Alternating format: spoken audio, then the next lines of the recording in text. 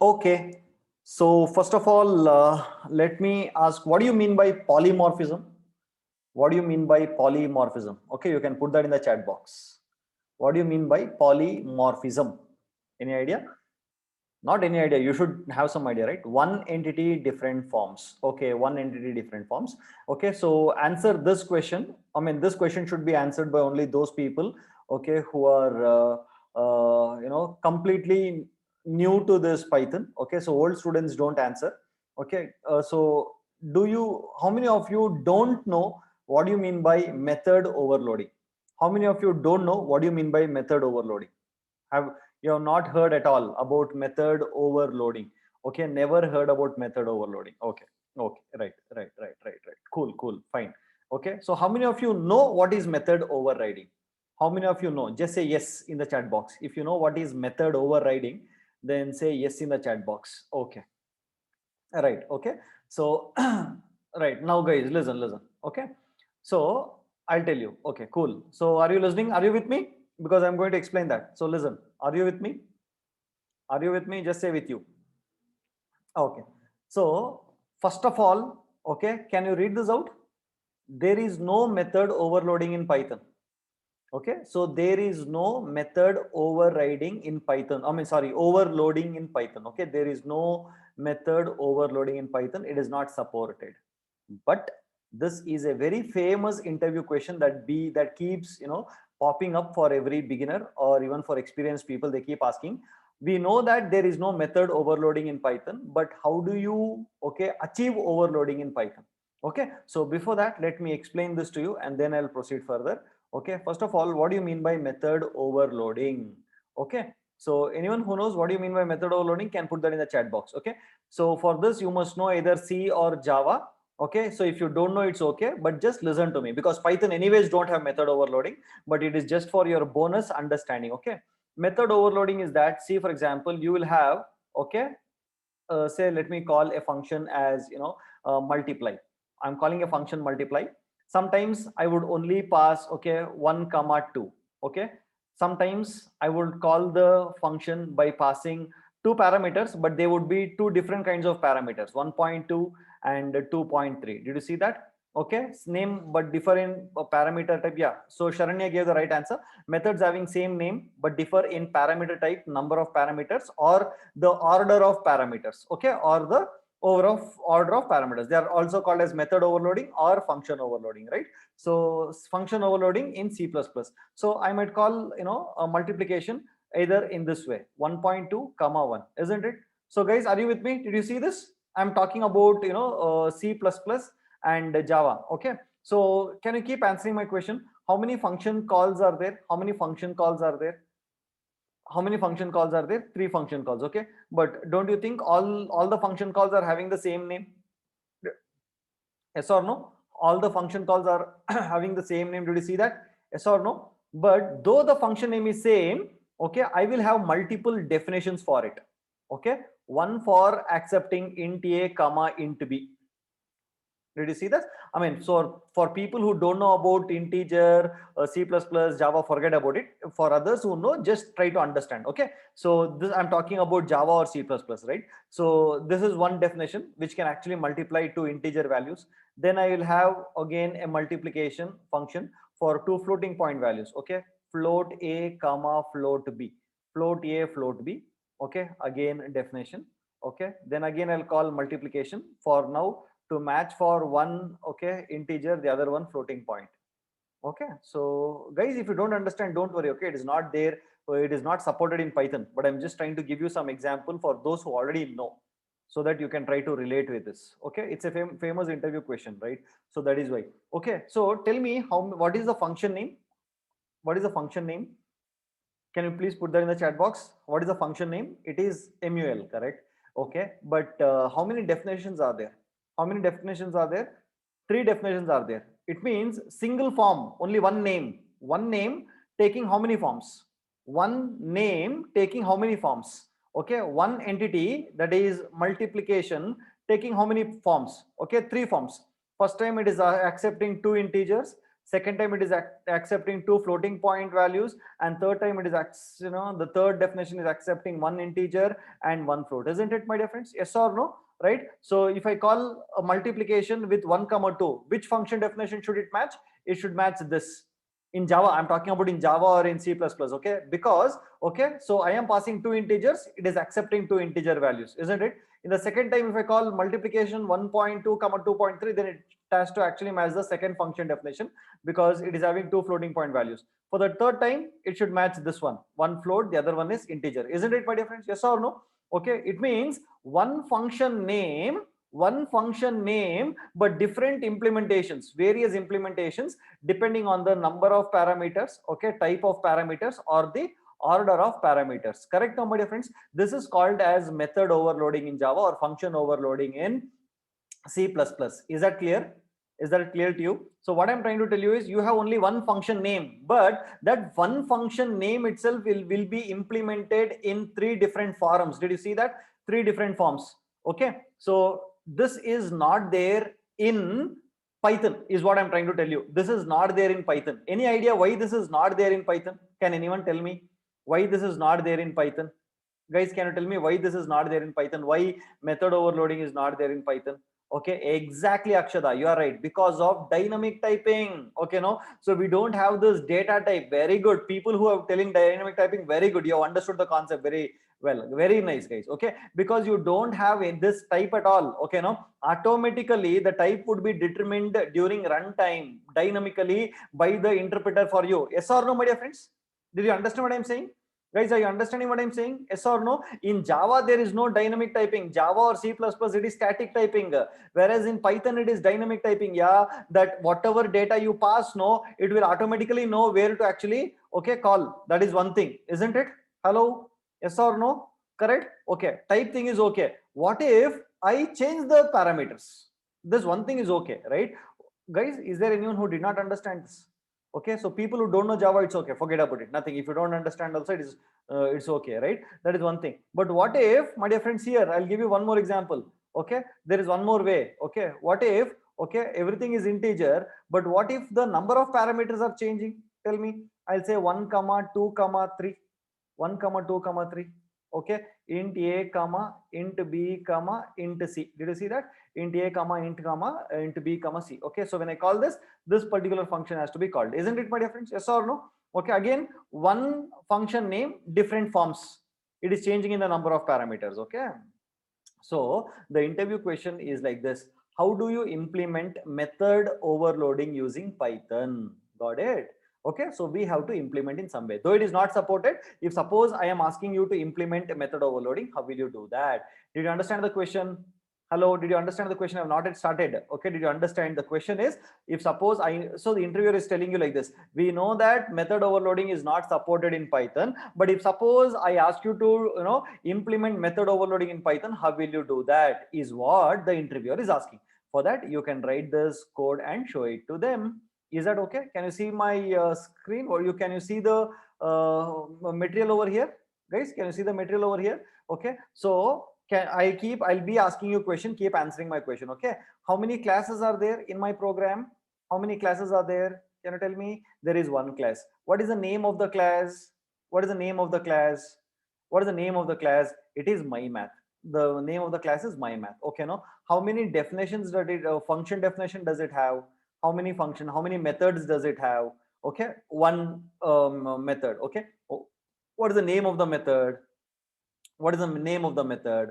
Name of the method is sum. Only one method is there, correct? No, now I want to achieve method overloading using, I just want to emulate. Okay, it is not achieving method overloading, but I want to emulate method over. I should act as if the Python is supporting method overloading. In that case, how to do that? I have written an example over here. Okay, so did you see that? First thing is that, you know what, so I am creating an object. Did you see that? Is this line okay with you? I'm creating an object. Did you see that? Yes or no? Everyone, did you notice? I'm creating an object over here, MyMath object. I'm creating a MyMath object. Fine, no, right? And after that, did you notice that I'm calling a method sum using that object? I'm calling m.sum. Okay, first time, how many parameters? Yeah, how many parameters? How many parameters? 3 parameters. Second time, how many parameters am I taking? Okay, how many parameters am I taking? 2 parameters. Now don't you think that I am able to achieve some kind of method overloading over here? Okay, no, see here, one, listen to me very carefully, one name but multiple parameters, change in parameters. Did you see that? Different forms, different forms, one name, different forms. I mean, it is not an exact example for method overloading. I'm just trying to emulate it, that's all. I'm just trying to what do you call, imitate method overloading. Are you understanding what I'm saying? I'm just trying to imitate method overloading. So sum is there. Okay, I'm calling it twice. First I'm calling it with 3 parameters, second time I'm calling it with only 2 parameters, and also the type is also changed. Did you notice it over here, my dear friends? Hello, did you notice it? Okay, so how this is achieved is using this concept called as default arguments. You remember we had discussed about default arguments in functions chapter? Do you remember that? Default arguments in okay, right? So what is it I've given? If suppose I don't give any values to this function, then what would be stored in A? None. B, none. C, none. Isn't it, my dear friends? Now what do you mean by none here? What do you mean by none? What do you mean by none? None means it contains nothing, it is empty. Okay, it has nothing, it doesn't store anything else. Okay, no? So how it is representing in memory, I'm really not bothered about it. Python will do it. Okay, I'm not even bothered about it. Okay, how it is done in memory. Okay, so for us as a programmer, A is equal to none means I am not having anything in it. I'm an empty value, I'm an empty variable. I'm not pointing to anything else, right? So A, B, C both have been given the default argument of none. Okay, now you tell me, when will this A be none, B be none, and C be none? When is that scenario when these 3 will be none? Can you tell me? Guys, can you tell me when will these 3 scenarios be none? A, B, and C will be none. Can you tell me? Can you write the function call like that? Okay, can you tell me exactly when you don't pass any parameters to sum, right? No, when I'm not passing any parameters, I'll just say m dot sum, that's all. I'll just say m dot sum, right? So automatically what happens if I don't pass any parameters to this, then automatically A would be none, B would be none, and C would be none. Did you understand this? Is that clear? Clear? No, guys? Clear? No? Everybody understands that? No? Okay, we have discussed this default arguments. Okay, now can you tell me in first case what happens, my dear friends? Can you tell me? I'm calling sum 1 comma 2 comma 3. So what will happen? It is calling this definition over here. So what will self contain? Quickly, I want you to answer it very quickly. It's a simple function. What does self contain? Exactly, self will contain m, isn't it? Very good, super. Self will contain m. And now what will A contain? A will contain none, right? A will contain none or one?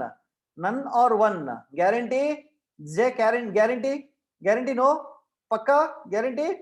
Okay, very good, right? Okay, right. Then what will B contain? What will B contain? B will contain 2. Very good. What will C contain? What will C contain? It will 3. Very good. Now what will happen if A is not equal to none and B is not equal to none and C is not equal to none? If all are not equal to none, then return A plus B plus C. Correct? No? So in our case, what is it? 1 plus 2 is 3, 3 plus 3 is 6. 6 will be returned. Okay, 6 will be returned, and that will get printed on the screen. Right? Did you see that? 6 will get printed on the screen. Is that clear, my dear friends? Is that clear? Did you understand how this works? Okay. Now in the second case, can you tell me what happens? In the second case, what happens? Again, I'm calling this sum method.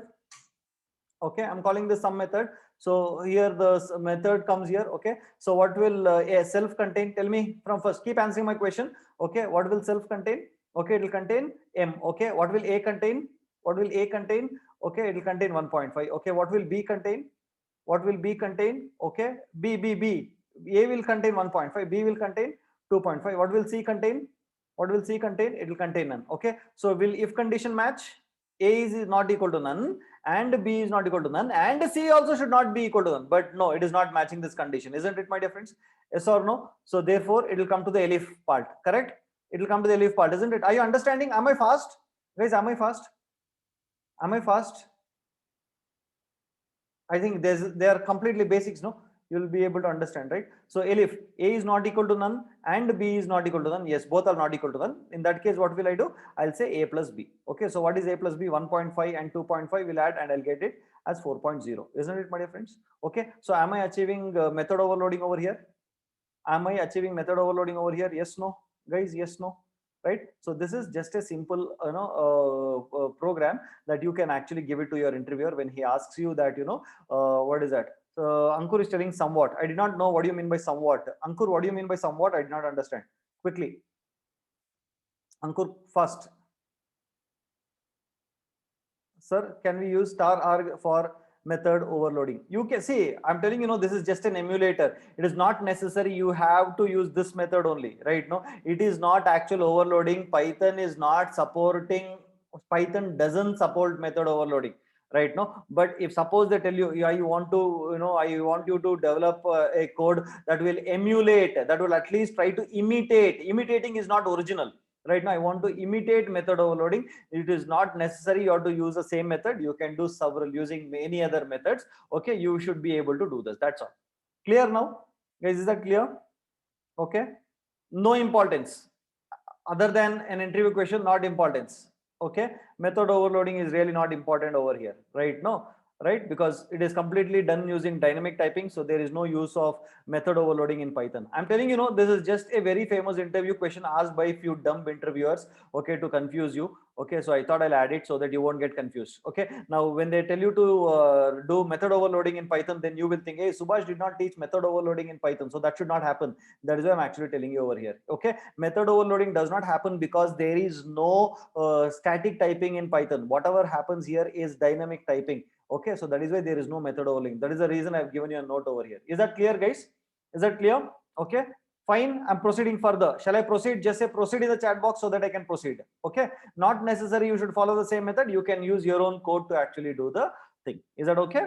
Right. Having said that, now whatever I'm doing is very, very, very, very important. Okay, that is called as operator overloading, which is again an example for polymorphism. Is that okay? This is again an example for polymorphism. Okay, so people who know Java, okay, so they will understand this fact that there is no operator overloading in Java, right? But in C++, there is something called as operator overloading. Correct. So having said that, let us now discuss. Okay, in Java there is no operator overloading, but in C++ there is operator overloading, and Python also supports operator overloading. Are you ready? Are you with me before proceeding to this? Are you ready, guys? Okay, because I need your complete attention. It's a very simple topic, but if you don't pay your attention, this becomes a difficult topic. That is the reason. Okay, so are you ready? Are you with me? Okay, so the first question asked to you is that what do you mean by operator overloading? Any idea? Put down your comments. Put down whatever you feel you can put down. What do you mean by operator overloading? When do you call any program to support operator overloading? Okay, one operator, many operations. Okay, one operator acting differently. Okay, one operator used in many ways. Okay, then same operator, different operations. Okay, like plus, both, sum and concatenation. When same operator act differently, one operator doing multiple function.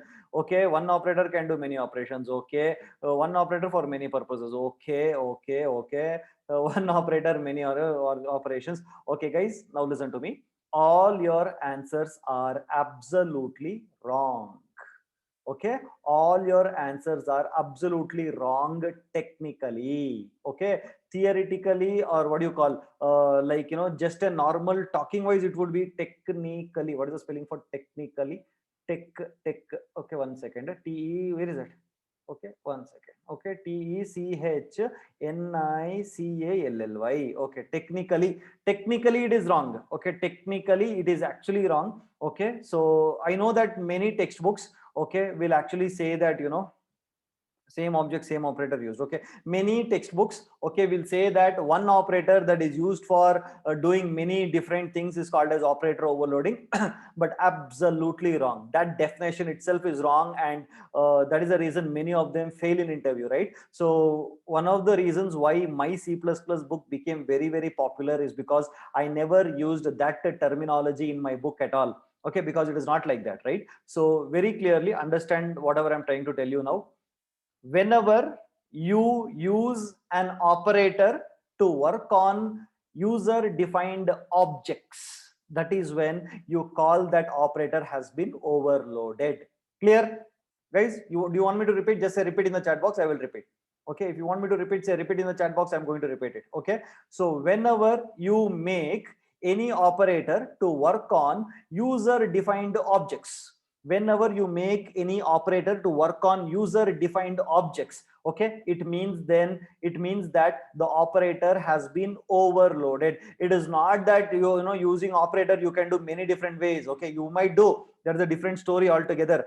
The thing is that you should be very specific when you make an operator to work on user defined objects. Okay, no, so that is when you can call that operator as being, you know, overloaded. Praveen Kumar, darling, listen to me, not for whatever purposes. Okay, now listen to me. Did you understand this, Praveen? When you make your operator to work on user defined objects, okay, so that is when you call that operator has been overloaded. Okay, now answer my question. Whenever you ask, you know, you go and ask someone, why do you use plus for? Tell me, what is the basic use of plus?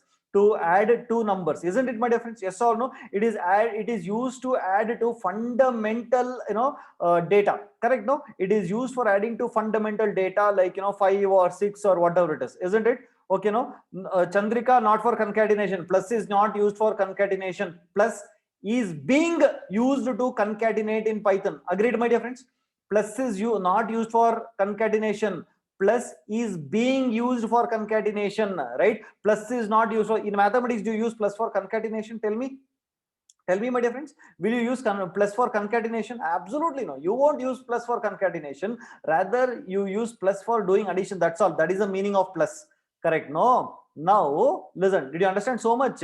But when you make use of this plus to work on user-defined objects, it means obj1 plus obj2. When you make your operator to work on some user-defined objects, that is when it is called as operator has been overloaded. Clear, my dear friends? Hello, is that clear? Did you understand? Hello, my dear friends. Hello, hello, hello, hello. Yes, no, I want you to respond. It's a very interesting topic, very important topic. You have to understand it very clearly. Okay, so now you might ask me this question, Subhash, why are we doing operator overloading? Yes or no? Yes or no? Correct, no? So why are we doing operator overloading? Yeah, fine, boss. Okay, plus is used for adding on to fundamental elements and all that. But the question is, why are why are we making use of plus to work on user defined objects? Agree, disagree, my dear friends? Tell me, is this question in your mind or not? Is this question there in your mind or not? Tell me, yes or no? Why are we doing? Okay, the main use of doing operator overloading is to improve the readability of your code. Improve the readability of your code. Correct? No? Okay. Now tell me, if I say, okay, sub, okay, plus, okay, hash, right? No? So any Tom, Dick and Harry can understand that I am trying to, okay, concatenate these two. Agree, disagree, my dear friends? Tell me. Yes or no? I'm trying to concatenate. Now, don't you think this is basically, improving the readability? Don't you think this is improving the readability over here? Yes or no? Right? No? Is it increasing the readability or not? Right? So anyone says, oh, concatenation. Okay. So what is happening over here? Is it really adding sub and hash? Is it adding really sub and hash? No, right? Okay. It is, I have overloaded the plus operator to work on user defined objects called as strings. These are not fundamental elements for which plus was designed for. Plus was designed to operate on numerical data like this, to add to numbers, whereas here I am making plus operator to work on user defined objects. They are strings. Strings is a user defined object, isn't it? Who created strings? Yeah, tell me, who created string type of data?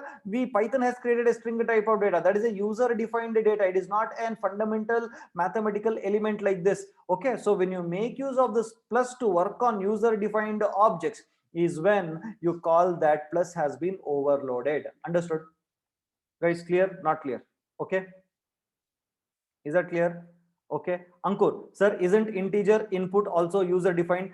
Integer input, what do you mean by integer? Ankur, can you please unmute yourself quickly? Fast, now only, fast, quickly. Ankur, I've given you allowed. I have allowed. Sir, now what I meant was when we take a input, even that is user defined only, no? Now, no, that is not as user defined. Now listen to me. Because that okay. will be. No, hold on. Yeah. Let me find some blank space on the screen. Okay. Now Subhash. Okay. Subhash is a real-time object or a fundamental element of type human being class. Who defined human being? You. I mean, it is user defined, isn't it? Yeah, user defined. Yeah. This is user defined. Okay. Now let me say fan. Okay, user defined. Yes, sir. Book. Here, Okay, what about 5?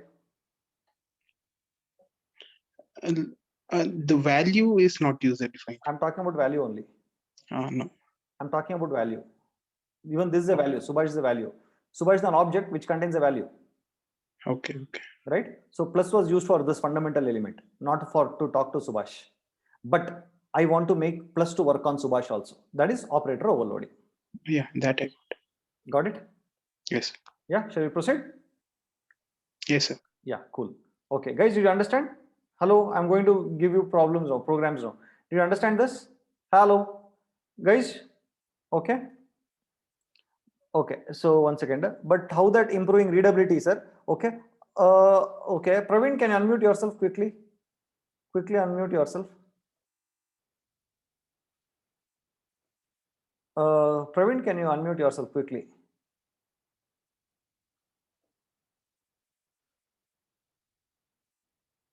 Praveen, you're there, not there? I'm allowing, man. It's allowed. It's allowed. Not allowed? All participants are. Yes, sir. Yes, sir. Yes. Yeah, Praveen. Yeah, tell me. Sir, if I mix SUB plus HASH, how it is improving readout? By seeing this, what do you feel? Generally, when you are seeing this, what are you feeling actually? Don't you think I'm trying to attach this? Yes, sir. Okay, this is possible because plus has been overloaded, because I've made sure that plus can be used to attach these two. Okay, imagine this plus was not used for this purpose. Do you know C language? Yes, sir. Okay, in C language, if suppose you want to concatenate two strings, what will you do? C language. No, sir. I don't. Hey, you told you know C language, no man? Yes, sir. If suppose in C language, if suppose you wanted to concatenate two strings, what is it you wanted to do? What will you do? Exactly. See, Shruti told there. You will use the function called as string cat. Okay? And you have to pass two strings, string 1 comma string 2 you have to pass, and inside that you have to write the code for doing all those things. Okay, and then you'll have to call this function, then this function will do. So basically it is not readable. Okay, so where you'll have to pass a function and do. But see here now, is there anywhere that you are actually calling the function? No, sir. Just with the help of but no, but let me be think. You are actually call. I mean, it is supposed to call a function, but only thing is that there is no function that you see that it is being called. Okay, don't you think it is actually improving the readability when someone is saying it has already been done for you by the Python guys? Okay, no? Yes. No, Yes, don't sir. you think it's so simple for you to use it? Yes, sir. Yes, sir. So if suppose I have two objects with two different objects, I have assume I have two different objects. Okay, and I want to these two has two variables called as A and B. Okay, and even these are having A and B. Now I want to add this is obj1, okay, and this is obj2. Are you with me, Praveen? Yes, sir. Yes, sir. There are two objects. Each objects are having two instance variables AB. Okay. Yes, sir. Now I want to add the A belonging to obj1 with A belonging to obj2. So how will you do? OBJ1 dot A plus OBJ2 dot. So normally you'll do that. But instead of that, if suppose I say obj1 plus obj2. Now by seeing this, what do you understand? Generally, what do you understand by seeing this? It means it is when someone sees this, where it is very easy to understand that okay, he's trying to add the what is that, instance variables of obj1 with instance variables of obj2. Correct? Yes, sir. Don't you think it is improving the readability? Yes, sir. I mean, if you don't feel it's okay, but generally this is what I mean to say by improving the readability. That's the only one. It is easy, and it is when someone says, "Oh, super!" Once you become experienced programmers, you will get to know how easy it is to read like this. Yes, sir. Okay. Right? Fine. Yes, Sure. sir. Fine. Okay. So, guys, shall we start with some programs and show you how to do that? Is that okay? Right? Because I'm going to go give you a lot of assignments now. Okay, after the class, so you'll have to do that. Okay. Now, having said that, let me remove all this from here. Okay, so first thing is that, give me a moment. Okay, so shall we go to the first program, this one? All right, 1 second, hold on. Okay, fine. So here, how many classes are there? Keep answering my question, okay, my dear friends, keep answering my question. Okay, so how many classes are there? One class. What is the name of the class? What is the name of the class? What is the name of the class? It is class C. Okay, fine. So now can you see how many dunder methods are there in this? Dunder methods. How many Dender methods are there? 3 Dender methods are there. Okay, let us keep it as it is there itself. Let us not worry about it. Okay, guys, I want you to pay complete attention over here. It is very, very easy if you can little bit use your, brains and, pay complete attention. It becomes simple. It becomes super easy. So please be attentive over here. Okay, so in this line, what am I doing? Tell me quickly, what am I doing over here? Okay, I'm creating an object. Hey, Shrilpa, say completely, what am I doing? I'm creating an object, first object, right? So if do you want me to draw the diagram or you'll understand? Do you want me to draw the diagram or you'll understand? Just say draw the diagram, I can draw, don't worry. Okay, do you want me to draw the diagram? I can draw the diagram. Okay, okay, you can understand? Okay, okay, draw. Okay, let me draw this for this. Rest and all I will not draw. I'm just trying for this. Okay, see here. Now listen. Okay, so first is C1. I'll call it as C1. Okay, instead of C obj1, I'll just say C1, right? And this is your, assume this is your heap. Assume this is your heap. Okay, 1 second. Okay, so 1 second. Let me call this as your heap, right? Okay, so C1 is containing one object. That is C1 is pointing to one object. Okay, now, so can you tell me what happens when I'm, creating an object over here? What gets called? What gets called? Can you tell me quickly? Quickly. When I say what gets called, init method will get called, isn't it? Basics of class and objects you must know. Okay, this method will get called, right? Init method will get called, right? So what will A contain? What will A contain? Tell me quickly, what will A? This 1 and 2 will go and sit here, right? This 1 and 2, 1, 2 will go and sit here. Okay, and now this one and this one will get stored into the instance variable A and instance variable B. Correct? No? Underscore A will contain what? 1. Underscore B will contain what? 2. You should be able to do by now. Yeah, you should not worry about the diagram. Okay, so if you're still want a diagram, then it means that you are not understanding properly or you are not practiced it properly. Okay, so minus A is equal to, sorry, underscore B is equal to 2. Correct? No? Is this okay? C1 is okay. C1 is okay, right? Okay, so now, so this is, now I'm calling C2. This is C2. In C2, what happens? Tell me. Same thing will happen. Again, I'm calling the same method. Yes or no? I'll call the same init method over here. Okay, and then even this is containing minus A is equal to 1. Sorry, underscore, it is not minus. Okay, underscore B is equal to 2. Correct now, my dear friends? Is that clear? Two objects on the heap. This is obj2. No, sorry, this is obj2. This is obj2. This is C2. This is two objects. Clear, guys? Till here? Is it okay? Till here? Clear with everyone? Clear? No? Everyone clear? No? Okay. Now, what am I doing? Did you see that? What am I doing over here? Guys, did you see what I'm doing over here? Quickly see what I'm doing here. I am adding these two objects. Did you see that? See, I am making use of the plus operator to work on user defined objects. Did you see that? Did you see that? I am using plus operator to add these two objects, but actually plus is used for what? Yeah, what is plus actually used for? Plus is actually used for adding to fundamental, okay, values, right? That is fundamental elements, right? Like, some numbers, no, some real existing numbers, right? Which is 5 or 6 or, such kind of numbers, isn't it? It is used for adding numbers. But COBJ1, COBJ2, who defined it? What objects are they? They are user defined objects, isn't it? They are user defined objects, isn't it? Yes or no? Hello, yes or no? I want you to respond to me very fast. Okay, now you tell me, does plus know how to add, the values? Does plus know what to do with these objects? You tell me. If I say 5 plus 6, then the plus will know. If I say 5 plus 6 or 3 plus 1, the plus will know what to do. It will give the output as 11. This will be the output of 4. Agree, disagree with me? Agree. If I use plus on fundamental types like this, it knows how to actually find the answers for this and give it to me, isn't it? Okay, but what if I'm saying that, I am saying that, COBJ1 plus COBJ2, I'm saying COBJ1 plus COBJ2. Will the plus know what to do? Tell me, my dear friends. Does the plus know what to do? Does it know? It will not know. It will not know, yeah, what to do, right? No, that is why we have to write one overloaded function. Okay, we have to tell plus what to do. Correct? No, did you understand? We as programmers has to tell the plus what has to be done. So, my dear friends, listen to me carefully. Whenever the Python's compiler sees that there are two objects being, okay, I mean, you are using plus operator to add two user defined objects, you know what will happen? This is where it's very important that you have to understand. This line will get converted to, instead of COBJ1, I'm just writing C1, okay? C1 dot underscore underscore add underscore underscore, and it will pass C2. Did you understand this? Okay, so the compiler will actually convert this line COBJ1 plus COBJ2 to COBJ1 dot underscore underscore add underscore underscore C2. Guys, did you understand till here?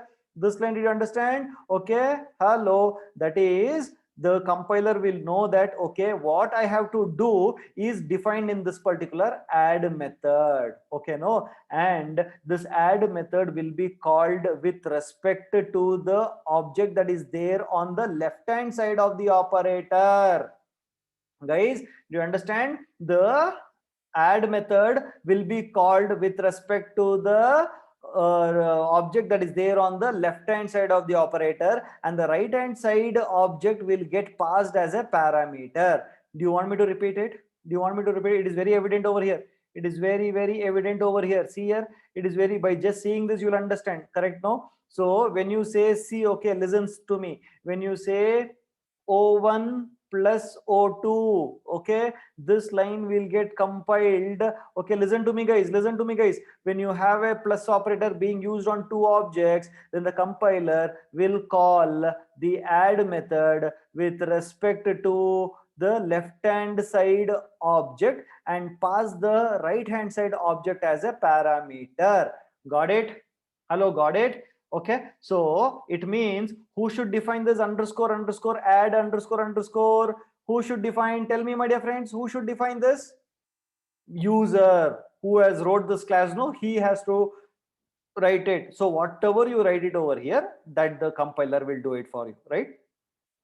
Now by saying underscore underscore add underscore underscore, where will the control go to now? Tell me. The control will now go to this particular definition, isn't it, my dear friends? It goes to this particular definition. Okay, now answer my question. What does self contain? What does self contain over here? Can you tell me what does self contain? Okay, quickly, you see the diagram. What will self contain? Okay, you're calling add method, no? When you're calling add method, what will this get converted to? Okay, what will this get converted to? Hey, who is at C2? Chandrika. Hey, Chandrika, when you're calling this add method, C1 will get passed, isn't it? Exactly. So self will contain C1. Okay, self will contain C1, comma. What will obj contain? What will obj contain?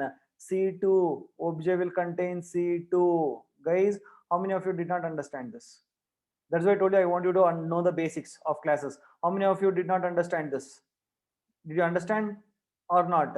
Guys, did you understand or not? You must know how this will get converted to. If you know this, how this will get converted to, you'll know. Okay, yes or no? Did you understand this? Hello guys, do you understand what is happening over here? Okay, no, so this C1 will get internally passed, that will be collected in self, and this C2, which is the parameter that you're passing, will come and sit in the obj. Understood? No? Clear? No? We have discussed this in class. Hello, yes or no, guys?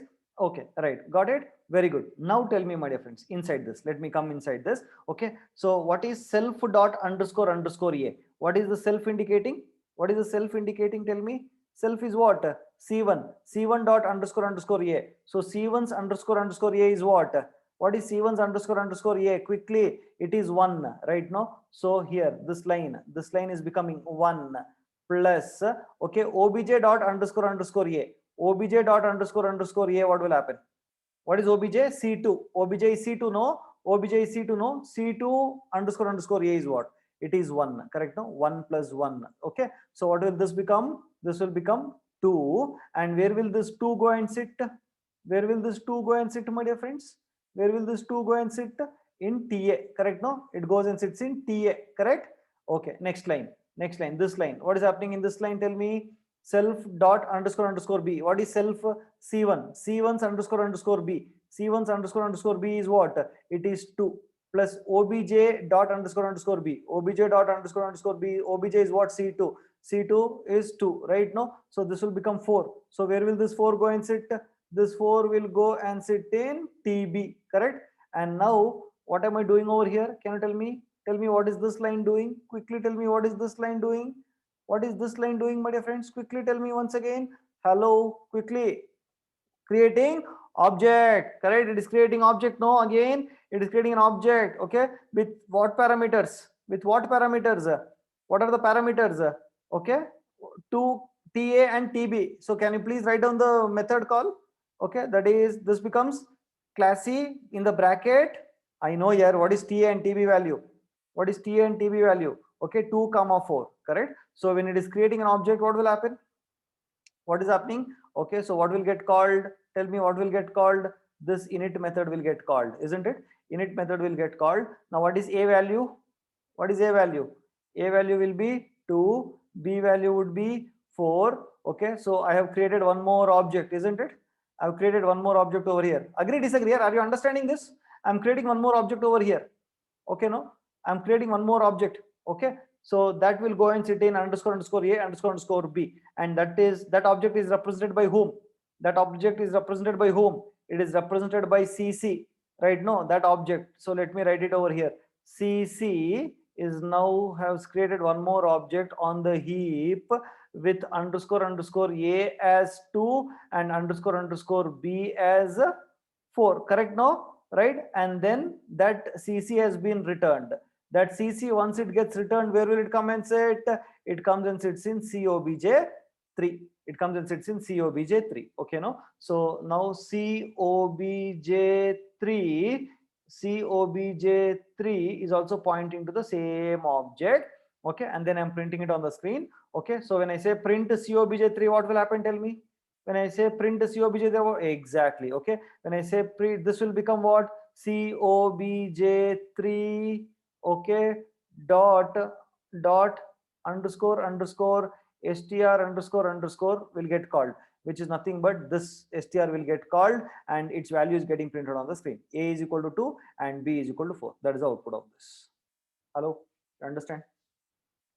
I told you, no, it is easy, but if you understand the basics of class and objects, and if you know how it is getting converted, and if you pay little attention, you will be able to understand this. Do you understand what I'm doing this here, my dear friends? Hello, do you understand this? Guys, yes, no? Okay, do you want me to repeat this once again? Do you want me to repeat this once again? Just say repeat in the chat box. If you want me to repeat, just say repeat. Okay, just say repeat in the chat box quickly. Nobody wants? Okay, repeat. Okay, repeat. Okay, no problem. So one by one I will be asking the question, so you keep now. Okay, let me repeat it, so listen to me very carefully. Okay, first one is what? Okay, first of all, what do you mean by operator overloading? Quickly tell me, what do you mean by operator overloading? Okay, making your operator to work on user defined objects is called as operator overloading. Is that clear? You guys have to respond to me very fast. Okay, is that clear? Making your operator to work on user defined objects is called as operator overloading. Is that clear? Okay, so how many objects am I creating over here? First is you have a class classy. Okay, and you see that I'm creating two objects. Did you see that? Classy, two objects, C1, C2. Is that clear? C1, C2 with 1 and 2, 1 and 2. Is that clear? Hello, yes or no? People who asked me to repeat, you must respond to me first. Okay, so I asked you to create, we are creating two objects over here, C1 and C2. Did you see that?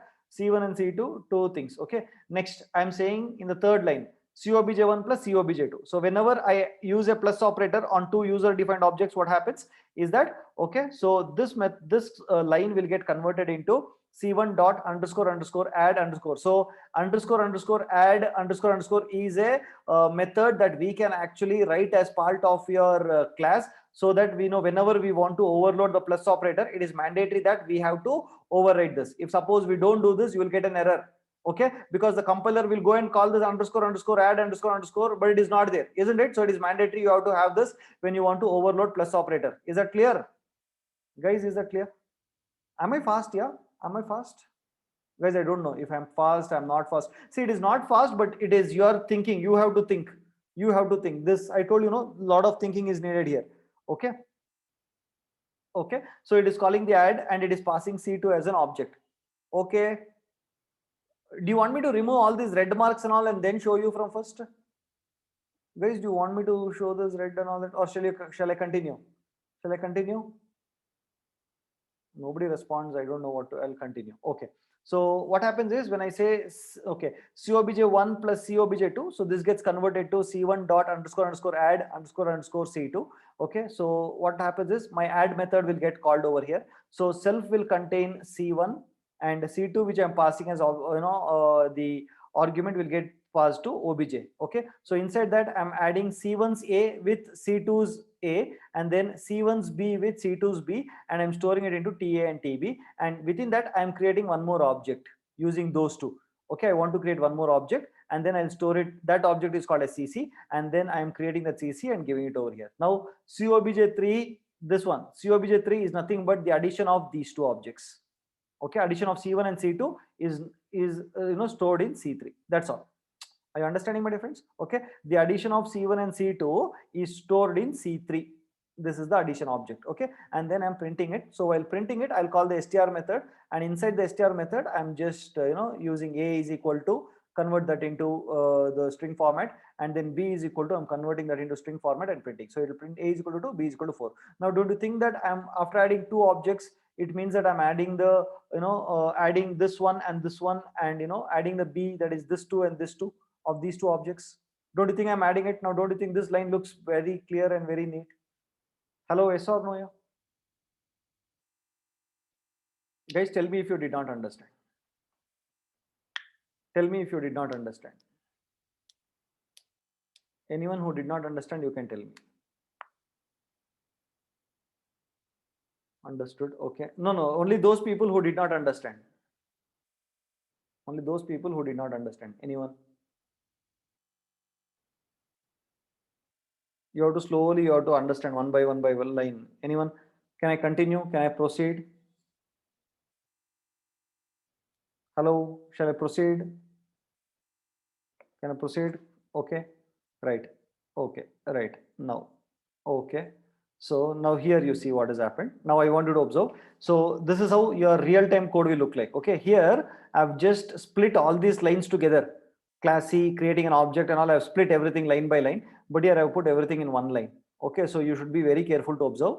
I'll tell you what to observe. Okay, now now I want you to create objects in your mind. I will not create over here. Okay, so I want you to create objects over here.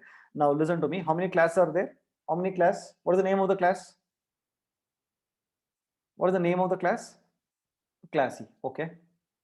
Now, right. So how many objects am I creating? Two objects. Okay. So what is the name of the instance variables of these objects? What is the instance variable name of obj1? What is the name of instance variables of obj1? I'm asking you, what is the instance variable names of obj1? Instance variables. There are two instance variables, underscore underscore A and underscore underscore B. You still want me to write the diagram? Yeah. Do you want me to still write the diagram? No. Okay, right. Okay. Now, what is the instance variables name of COBJ2? What is the instance variable names of COBJ2? What is the instance variable names of COBJ2? Okay, same underscore underscore A and underscore underscore B, correct? Okay, right. Now, right. So what is the value of the instance variables of underscore underscore A underscore underscore B of C1?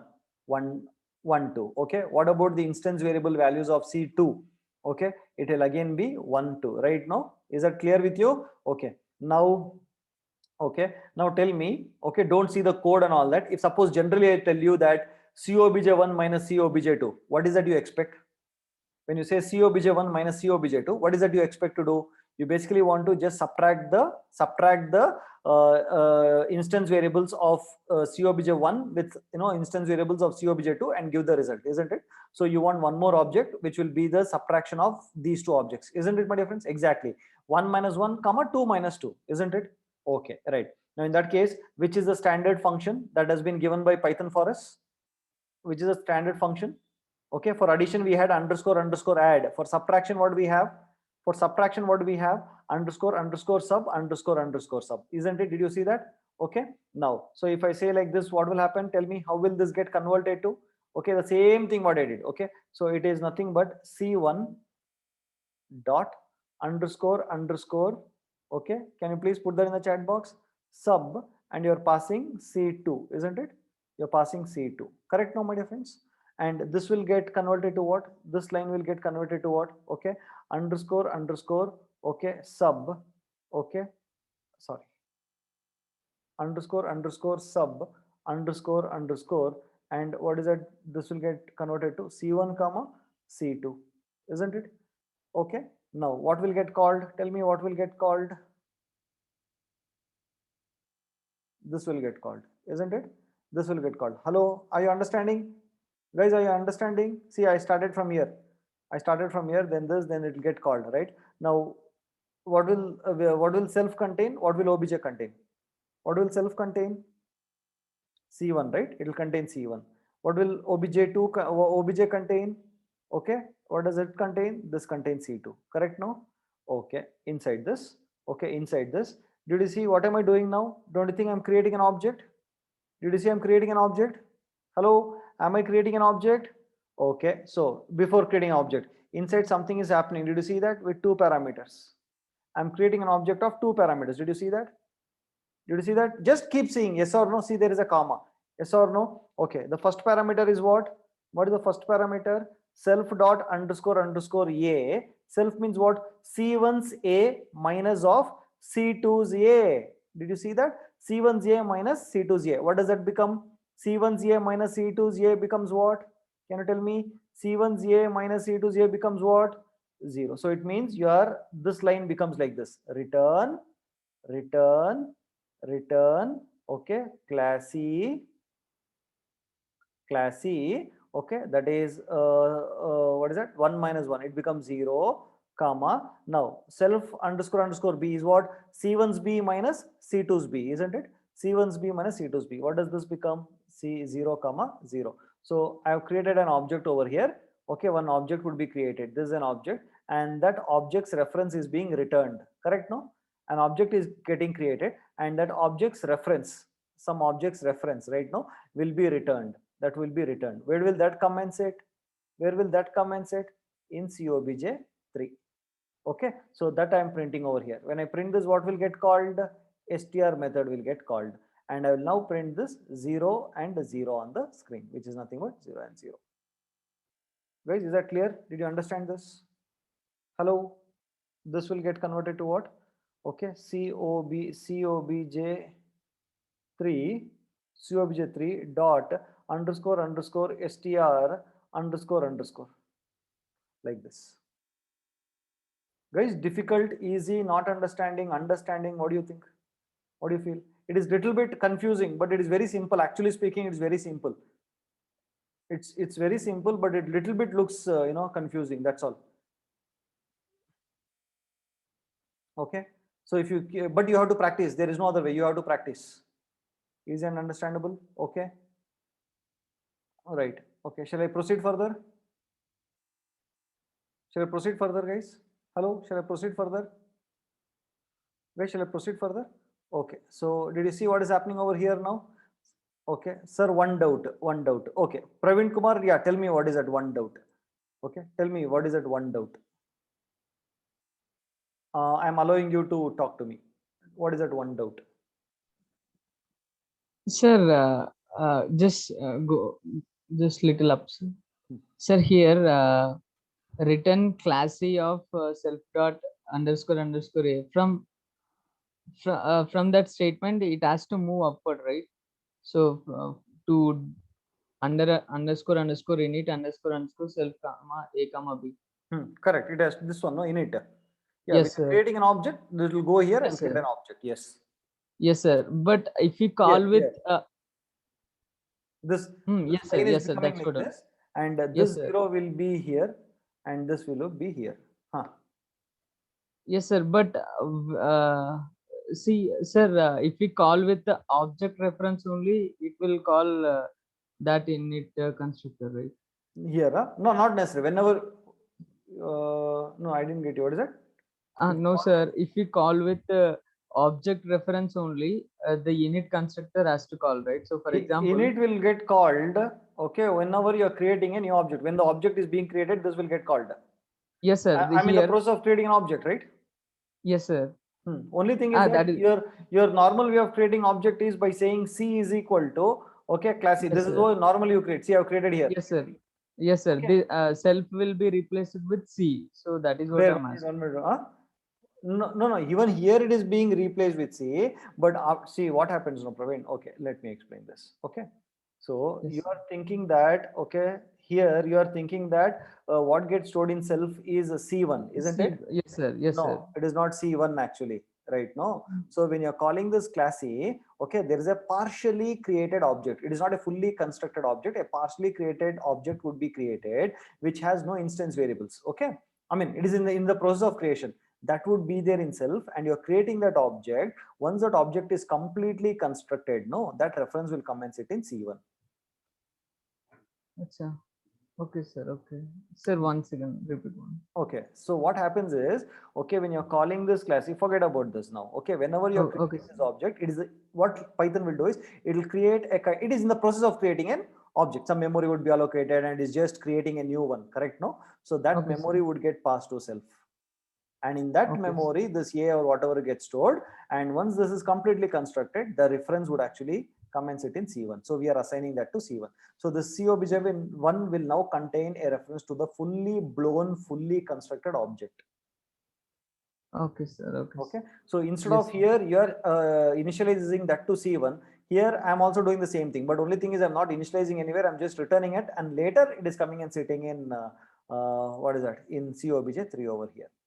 Yes, sir. In earlier classes, you told like COBJ1 underscore underscore dot underscore underscore init and underscore like that, right? So only I told you only for these methods over here.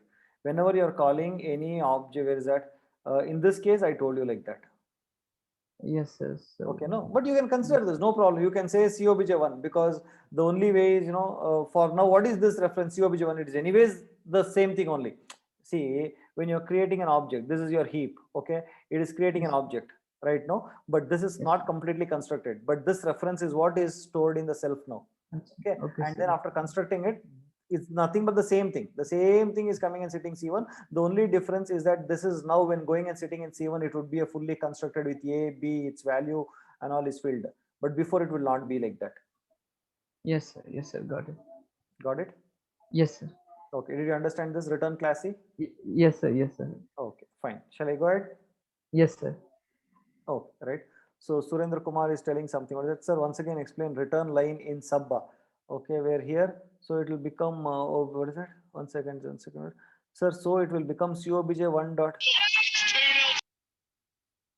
No, 1 second. I'm not understanding. So it will become, guys, what do you mean by it will become? It means which? So Zalak, can you please unmute yourself? Yes, Surendra, you can also unmute. Tell me. Tell me. yes, sir. The doubt which Praveen asked, after that I got the doubt that now you told that when 0 will be the class C return class C 0, 0. So now the self will again contain COBJ1. Self will contain COBJ1. No, it is now containing a new objects reference. It is containing new objects. Why COBJ1 will contain? No, he is talking, we were discussing something else. You're asking about COBJ1, na? No, sir, return class C self dot underscore underscore A minus OBJ dot underscore underscore A. So there we have not created any object, no? No, I didn't get what you're asking. I did not get. Sir, in this sub line. function. This line. Yes, sir. Sir, here Okay. we have not created any object, no. We are about to create. See, we are creating this return. And in this line, class C, this is object being created over here. We are creating, no, class C. This becomes like this. After first internally self dot underscore underscore A minus OBJ dot underscore underscore A will become 0, comma 0. With these two parameters, it is creating a new object. Sir, so what the self will contain when the init will be called? Self will contain the new object's location. Okay, it will be containing the new object's location. This new object is being created, right? Its location would be there in self. Okay, okay, thank you, sir. And to that location, this 0, 0 would get stored in underscore underscore A underscore underscore B. And after creating it, fully object would be created, and that object's reference would get stored into OBJ3. 3. Okay, sir. Okay. Thank you, sir. Yeah, Surendra, did you understand? I explained now, just now. Return line. Surendra, did you understand? Surendra? Yeah, okay. So guys, shall we proceed? If you can Sir, understand. yes, sir. Praveen sir here. Sir, Mhm. can we access what exactly there in self like that? No, you can print the ID and see, no, you can print the ID of self and see. Acha, okay, sir. Yes, sir. That's You can, it is possible. Okay. Okay. Hello. Okay. Okay. Right. So guys, shall we proceed to this fourth one? Hello, fourth one. Guys, is that clear? Is it confusing? Clear? What to do? You tell me. You tell me, I'll do that. Easy, confusing. Okay. See, it is little bit confusing, but it is very easy topic, very good topic. Okay. So clear? Clear, not clear? Okay. Right. So please listen to me now itself, because I'll tell you in any books it is not given very clearly. Okay, so just listen to me. They'll just say this function call, right, and all that. I'm telling you internally how it gets converted and all that. So please listen to it very carefully. Okay, clear? Shall I proceed? Okay. Now program 4. So program 4. Okay. So the same thing. What is happening in program 4? Can you tell me the conversion? Okay, class is there, init is there. What is the overloaded function for multiplication? What is the name of the overloaded function? It is mul. Okay, no, and I am multiplying the instance variables. Did you see that? I'm multiplying in instance variables. Okay, so shall I write the diagram for this so that you will be in a position to understand? Do you want me to write the diagram for this, my dear friends? Okay, see here, I'll write the diagram. C1. Okay, not required diagram. Not required, required, not required. Okay, not required. Okay, cool, cool. So not required. Okay. Right. So did you understand? No, sir, understand. Okay. Right. No, no, no. Okay, cool, cool, cool. Okay, you guys are angry on my diagram. Okay, very nice. I understood. Right. So, okay, clear. So, okay, let us just revise. So one object is being created with two instance variables, 1, 2, and the second object is being created with two instance variables, 1 and 2. Okay. Now you tell me, my dear friends, what are you expecting when you say COBJ1 dot into COBJ2? What is that you'll understand? You're multiplying these two, isn't it? 1 into 2, 1 into 1 and 2 into 2, correct? 1 into 1 and 2 into 2. Hello, yes or no? You're multiplying these two, for that. So for that, what will this line, can you tell me what will this line get converted into? Let me see. Can you please tell me how will this line get converted into? COBJ1 dot mul COBJ2. Oh, very good, very good. So what will happen? This will get called, isn't it? This will get called. Okay. So what will self contain? What will self contain? What will self contain? Okay, it will contain C1. OBJ will contain,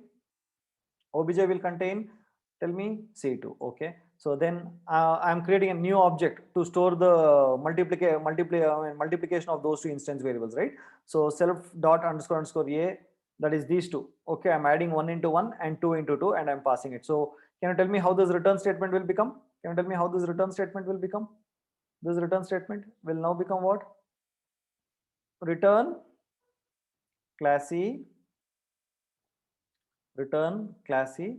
Okay, 1 comma 4. So a new object is being created, and that object will go and sit where? That object will go and sit where? In COBJ3. So when I print this, so this str method will get called. Okay, and then a value and b value will get printed. Clear, no? Guys, clear, no? Okay, is it making sense now? From the, I think first one was a little bit confusing. Okay, now slowly I think you will be able to make sense. Slowly what is happening, correct now, my dear friends? If you understand this, your operator overloading, you're done. Okay, I think slowly now you are able to understand what has to be done, correct now? All right, so fine. So shall I move to the next one? I've tried to give more for you. Okay, did you see what is happening in this case now? Okay, guys, did you see what is happening in this case? Minus, that is, this is unary minus.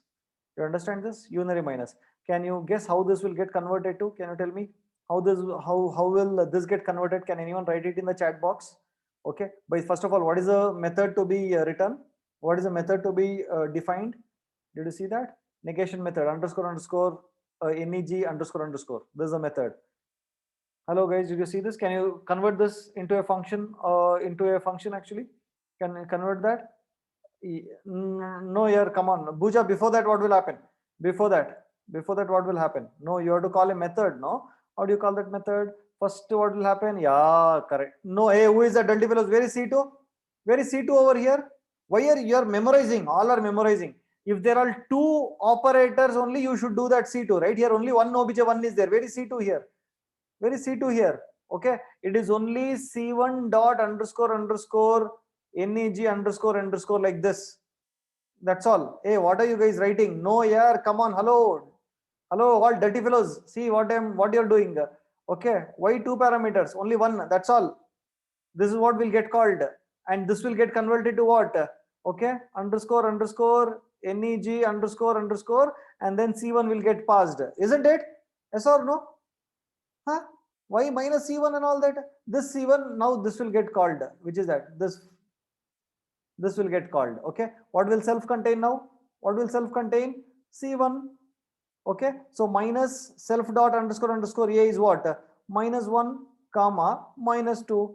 Okay, so what will this become? Return class A, return class A of minus 1 comma minus 2, right? No, minus 1 comma minus 2 will happen, right? So this object will go and sit where? This object will come and sit in COBJ2, and I am printing that COBJ2, which is nothing but A is equal to minus 1, B is equal to minus 2. Isn't it? Yeah, hello guys, yes or no? Very simple, very simple. Agreed or not? Write down this conversion somewhere in your material or somewhere. Write down this. C1 it seems, C2 it seems, whatever you feel you pass. Like this you have to do. If you understand this, then it's quite easy. Okay, see this one, can you do it yourself or you want my help? Okay, less than or equal to, greater than or equal to, greater than, okay, not equal to, equal to. These are all the functions for relational operators. Did you see that? Relational operators, guys, all relational operators. Hello guys, did you see relational operators? Okay, I think it's the same way you can convert and see it works. Making sense? See, two objects are there. Okay, let us just quickly do this. Two objects are there. Okay, see here, two objects, COBJ1 and COBJ2. Two objects are there. Okay, and then what is happening here? I'm first saying if COBJ1 is less than COBJ2. Now tell me, okay, this operator is designed to work on what? This operator is designed to work on numbers, no? Yes or no? Yeah, it has to work on some numbers, no? 5 less than 6 or something like that, correct? But if I say less than on objects COBJ1 and COBJ2, how will the compiler know? Tell me, how will the compiler know what is COBJ1, COBJ2 and all that? It will not know, isn't it? And that is why we have to say the meaning of it using these functions, correct? That is how I'm saying the functions using these functions. Agree, disagree with me?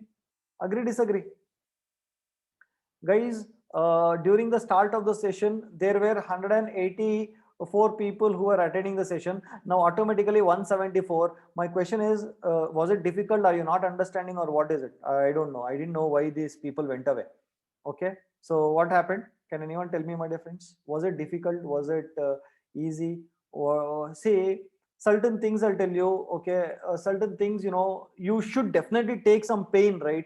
Okay, just because, okay, no, you did not understand initially doesn't mean that you see. If you want to become programmers, if they are paying you high money, doesn't mean you simply sit and learn some, you go do there, they'll give you money. You have to put in your effort, isn't it?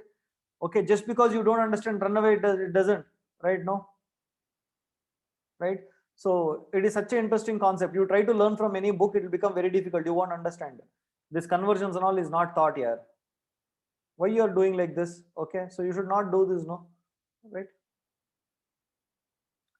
Sir, it's easy as I know class and object perfectly. Very good, very good. Okay, very good, very good. Okay, so I told you, you have to practice. I gave you one day time also to practice, no, right? So you have to practice. Without practice, how will you learn? Huh? Okay, right. Anyways, no problem. So can you do this by yourself, my dear friends? Did you understand this? See clearly? Or you want me to explain? I have no problem, I can explain. But the only problem is I want you to put in your brains here. I want you to put in your effort. That is the best way to learn, right? You will do, right? Okay, all right. So 15 minutes extra today because I just started 15 minutes late. So I have to finish. Is that okay? Shall I take 15 minutes extra? Yeah, because we started late, no? So we'll take 15 minutes extra. Is that okay? Those are default dunder methods. They are not default dunder methods that you will have to define. You'll have to define all this. Okay, they're all standard. Okay, and you can use this, right? Okay, right. So having said that, guys, okay, assignment, I forgot. Okay, I want you to do operator overloading for all the operators. Especially, I want you to do it for bitwise operators. Will you do, my dear friends? Guys, will you do? Okay, so I want you to go to python.org, python.org, and take all the functions for bitwise operators, and I want you to do bitwise operators, operator overloading for all bitwise operators. Can you do this? Can you do this? Okay, python.org has documentation for all the functions. Can you do that? Okay, one more thing I want to ask you. I want to ask you one more interview question. Listen to me. It's a very famous interview question. Okay.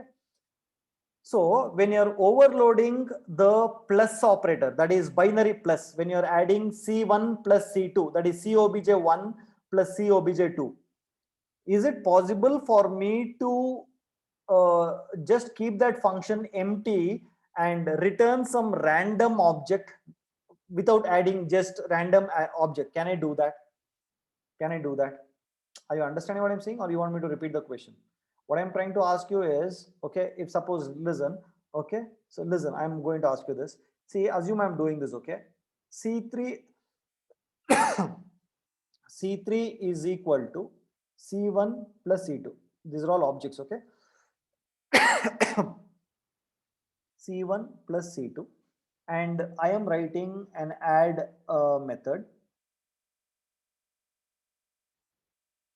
which says self comma obj, and inside this I am def, okay, def, assume all these are there, okay, def, and inside this I'm just saying return class C randomly. Assume these are having instance variables of a, b, and this is also having instance variable a, b, okay. So I'm just saying randomly, okay, a is equal to 1, a is equal to 2, and b is equal to 1, and b is equal to say 3. Okay, now you tell me, okay, what is that you expect after C1 plus C2? What should C3 contain? What should C3 contain? Can you tell me? What should C3 contain? If suppose I do like this, okay, what should C3 contain? It must contain 3 and 4, isn't it? A, that is 3, and it is 4. Okay. Now randomly I'll just say 5 comma 9. I'll say 5 comma 9. Okay. So is it possible to do like this? Inside this underscore underscore, is it possible to do like this? Or not possible? Will the compiler give any error or something like that? Not possible, right? Absolutely possible. It is my function. I can do whatever I want to do inside, isn't it? Guys, agree, disagree? I can do whatever I want to do inside my functions. Agree, disagree with me? Right? It is my definition, my way of writing it. I will do whatever. But will you do? But will you do? But will you do like this? No, you should not do. Yes, possible, but we are not supposed to do like this. That is not the intention of it. Is that clear? That is not the intention of it. Okay, this is what. So this is an interview question. They'll ask you like this.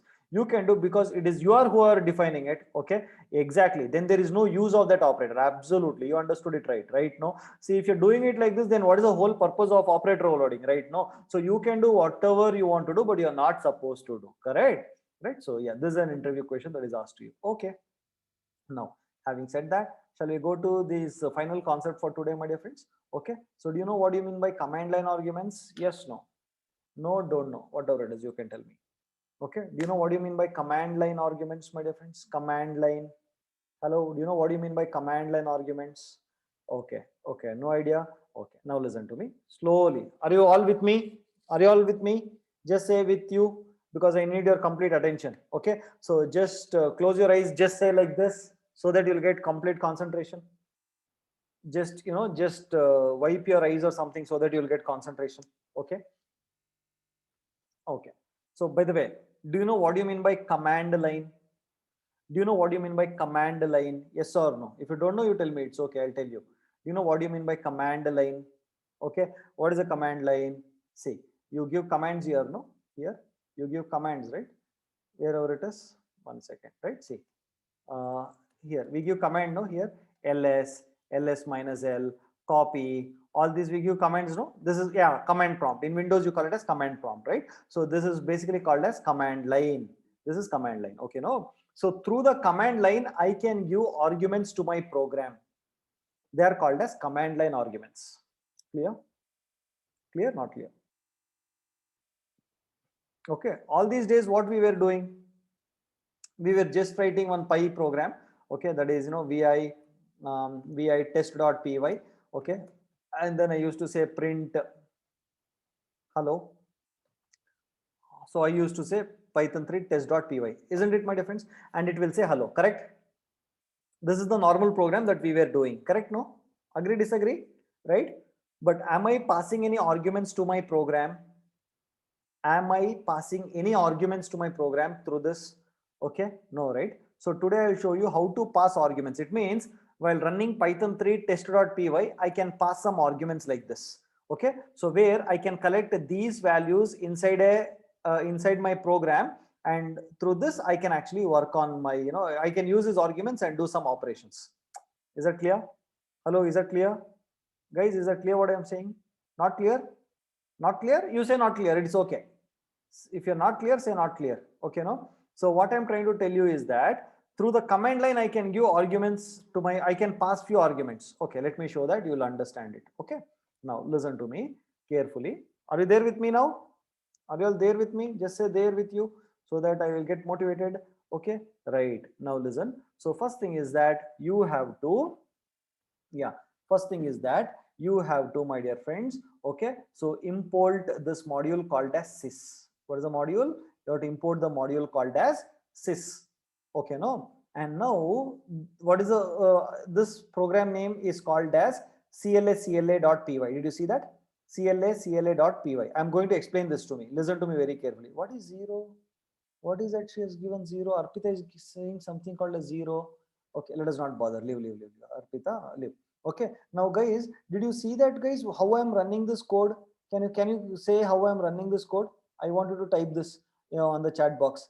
py space -3 space cla.py. Did you see that? This is what normally we used to type on the command line, isn't it, my dear friends? Yes or no? Yes or no? This is the normal thing. Now, did you see I'm passing extra to this? Subhash loves India. Did you see that, my dear friends? Okay, so can you please type the entire thing in the chat box for now? Just type this entire thing, I'll tell you.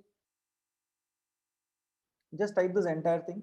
Py -3 cla.py. Subhash loves India. Fully. Subhash loves India completely. Hello guys, I want Subhash loves India. Okay, so here, okay, these are called as arguments that I'm passing to the command line. Okay, to this program I'm actually passing it, right? Did you see that? I'm passing this, arguments. Yeah, Subhash loves India. Okay, now the length of the command line argument. So what is the length of the, see here guys, listen. Okay, the length of command line argument is the length of sys.argv. Okay, argv is a, okay, this argv will contain the, okay, all this, it will start pointing to these command line arguments right now. So first it will start pointing to cla.py, then it will point to Subhash, then it points to loves, and then India. It contains all these entities. Okay, now see here I'm saying what is the length of my command line arguments? What is the output it is giving? It is 4, including this 1 2 3 4. It means I have given 4 command line arguments. I've given 4 arguments to the through the command line. Okay, keep this in mind. You'll understand slowly. Don't worry. Just keep listening to me, right? And then I want to see what are those 4 command line arguments. Did you see that? So sys.argv is an iterable which is containing these 4 arguments. So I will take that one by one. First one will be what? cla.py. Then second one is what? Subhash. Then third one is loves, and fourth one is India. That gets printed on the screen. It's a very simple program. Nothing it is doing here over here. Now I'll show you some serious program. Ready? Guys, are you ready? Just say ready in the chat box. I'm going to show you some serious program. Ready? Now listen. Complete attention. Okay. Now listen to me. Guys, listen. Now listen guys. Okay. So here, what am I doing here now? Imports is, okay. So what is this program? Okay, assume that this program has been stored as, okay, cla.py. Okay, cla.py. Okay, this is the program, right? Now to this program I am passing 2 arguments. How many arguments to this program I'm passing? Okay, tell me, my dear friends, how many values am I passing to this? See, I am running this code py -3 cla.py, and I'm passing 2 values, 2 and 3, right? So how is it received? How is it this received? Tell me, my dear friends. This will be received as strings. This will be received as what? Strings. Okay. So where will it be received? Where is it going and sitting? Where is it going and sitting? Wait, I'll show it to you practically. Wait.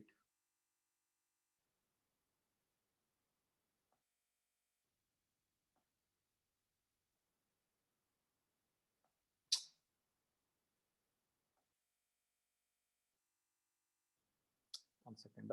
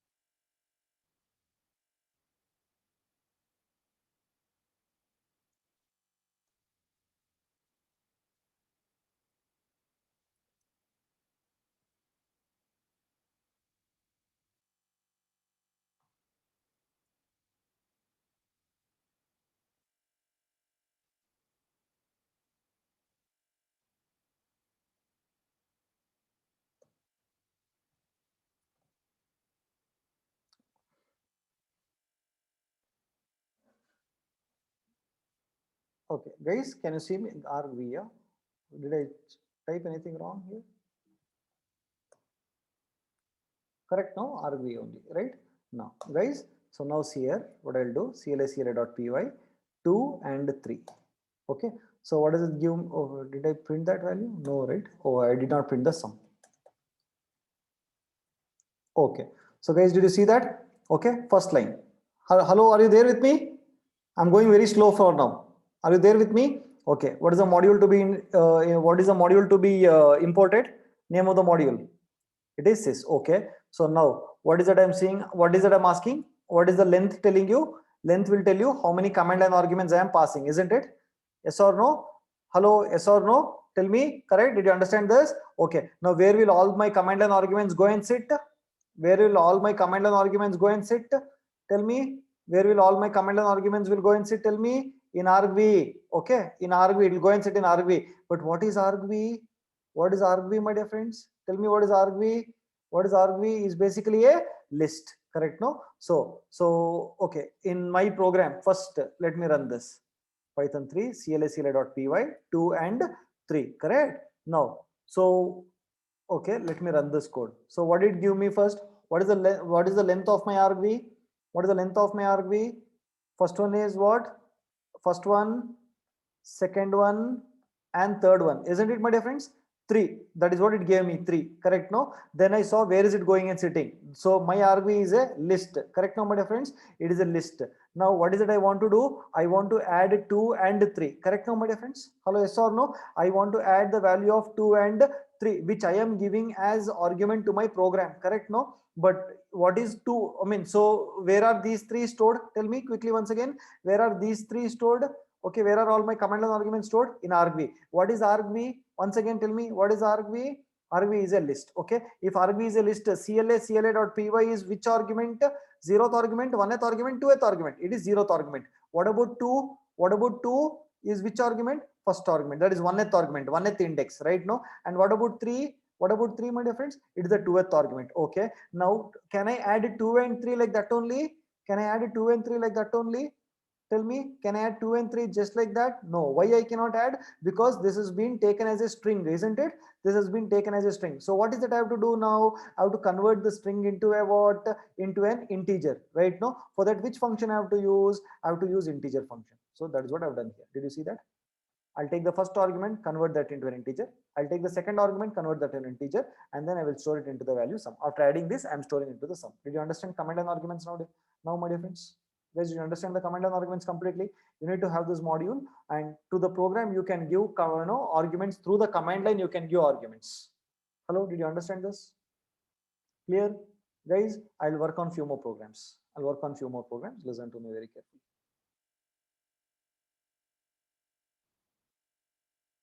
Akshada, sir, you told 2 and 2 comma 3 is received as string. It is received as string only, Akshada. It is received as string only, no? 2 is a string, 3 is a string. I'm converting that into integer and I'm adding it. What is it you want me to explain, Akshada? Guys, did you understand what I'm saying? All, not only 2, 3, all these command line arguments are received as a string only. Akshada, do you understand? Akshada, do you understand or not? Sir, then 2 comma 3 is a list. No, it is not like that. Okay. I'm writing it over here. Listen.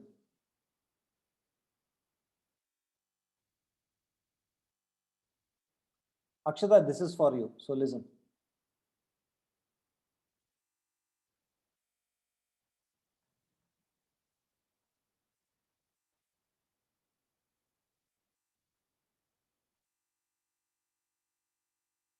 Akshada, do you understand this?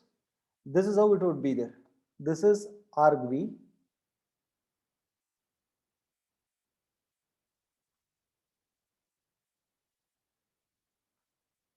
This is argv. This is 0th element. This is 1th element, and this is 2th element. Guys, is that clear now? Guys, is this clear? I assumed that you know what is list and elements and all that. That is why I did not draw the diagram now. Now is that clear, everyone? Yeah. So I think now you understood how it is working. Okay. Now, guys, I've given a very important assignment for you. Okay, mandatory assignment. Do it for yourself. It's very simple. Write a program to accept 2 file names as input through command line and do a copy operation. Okay, it means what you have to do is, listen, I'm going to tell you what you have to do. Okay, so this is how it is through command line. Okay, through command line you have to say Python 3. Okay, this is your program name. Okay, copy is the copy.py. Copy.py is your program name. Okay, which will take 2 file names. Okay, file 1 .txt and file 2.txt.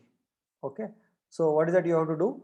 You have to write a program where you will take 2 file names as input through the command line and copy the contents of file 1 and put it into the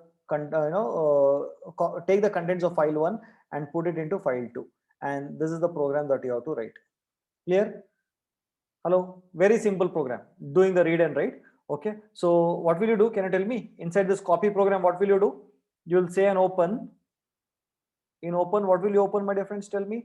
You will just say what? This will be anyway string, no? So what will you do? Sys dot argv of 1. In which mode? In which mode? Read mode. Correct, no? And then you will store it into F1. Okay, and you will open one more file, F2, for writing. That is, how will you open? Which is that file? Open sys dot argv of 2. In which mode? Write mode. That's all. Done. Okay, so you have to take it through command line and you'll have to copy it and give it to you. That's all, my dear friends. So wherever you want to refer to file 1, you can use argv1, argv2. Did you understand this? If you understand these two, the program is done, because you have already done programs on files. Is that clear, guys? Hello? Yeah? Difficult, easy? Okay, so right, yeah, so this is some standard library functions. Okay, I'll just, can you give me 5 minutes? I'll finish it off. I'll just 5 minutes, I'll finish it off. Rather, you have only few more programs. Very simple. Okay. Okay, so listen to me, my dear friends, carefully. Right, so here you'll have to memorize few things. Okay, first one is, keep answering my question. What is this? What is argparse? What is argparse? Argument parser. What is this? Module. Okay, this is one module, and inside this module there is one class. To do this, whatever we did now, what is that? To do this command line arguments. Okay, more professional way. They have given a module. Okay, inbuilt module to do this. Okay, so there is a standard class. What is the standard class called as? What is the standard class? Quickly, keep answering. It's very simple. I'm going to explain it to you. Very simple. So don't worry. What is the name of that class? What is the name of that class, my dear friends? Guys, what is the name? Yeah, yeah, it is called as argument parser. Argument parser belonging to the module argparse. Okay, so this, what is the description over here? What is the description? Description says this program will add 2 floats. So why this description is needed, I'll tell you. Okay, let me show that to you practically. Wait. Okay, so I'll show that practically to you.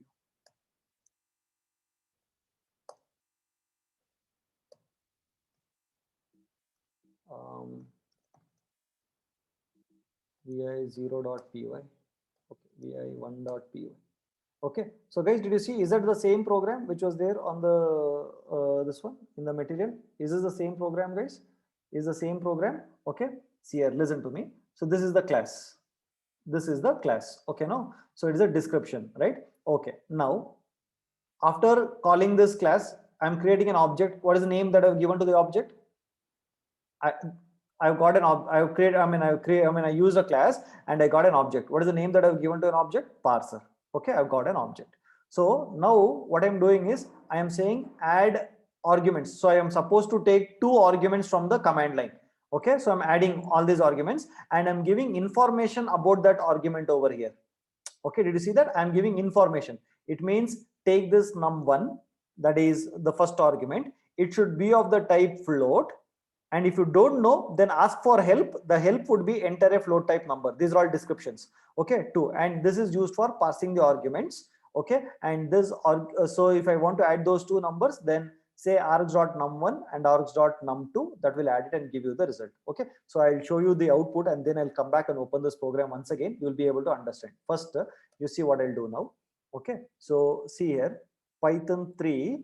Assume that I don't know how to operate on this. Okay, so what I will do, I will say -h. H means what? -h means what? I'm asking for help. I don't know how to work with this program. So I'll say Python 3 1.py -h help. So when I print, what is it telling me, my dear friends? Did you see that? It is giving me information. Usage 1.py. Okay, give 2 numbers, num1 and num2. So this program will add 2 floats. You remember where I gave this line?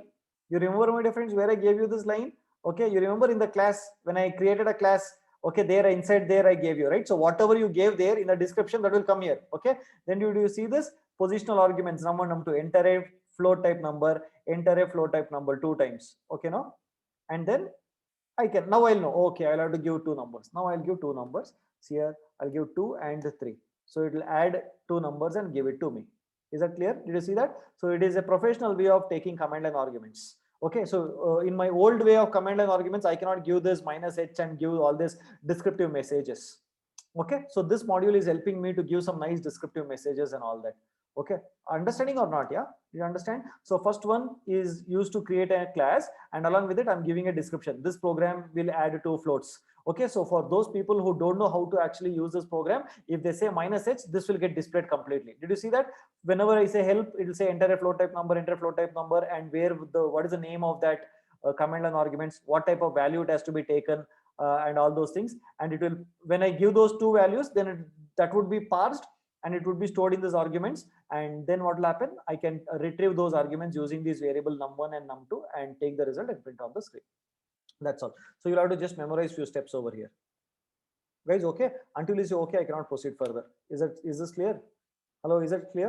It is just you'll have to memorize few things. Okay, you make changes to this and you will only get to know. Okay, now shall I enter 3 things to this and see what will happen, my dear friends?